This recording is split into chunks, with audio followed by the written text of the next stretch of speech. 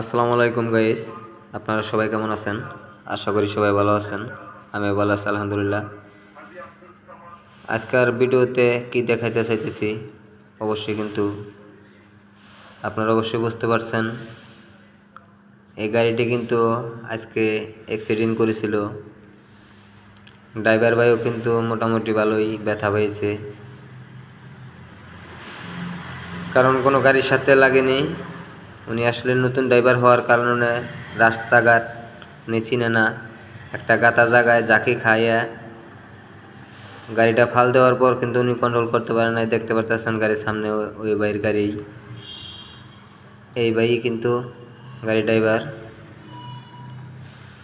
এখানে উনি গাড়িটা আমার কাছে নিয়ে আসার পর দেখি ওনার নাক মুখ দিয়ে রক্ত পড়তেছে।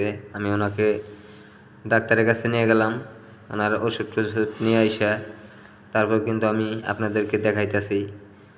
আজকের ভিডিওটা মূলত নতুন যে ড্রাইভার ভাই গাড়ি চালান তাদের উদ্দেশ্যে বলা, কারণ আপনারা অবশ্যই একটু সতর্কভাবে গাড়িগুলো চালাবেন।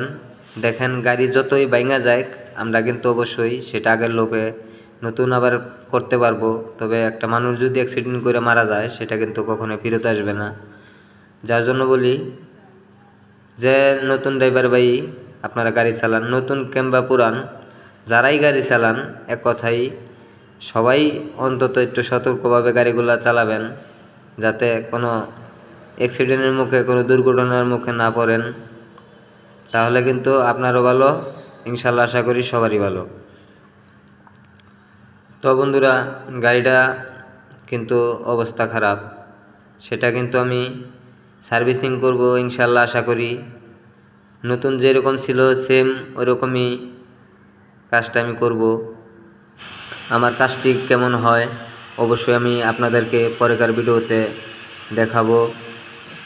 আশা করি পরেকার ভিডিওটা আপনারা দেখবেন, তাহলে বুঝতে পারবেন এরকম একটা গাড়ি যদি ভাঙা যায় তাহলে সেটা আগের মতো নতুন করা সম্ভব।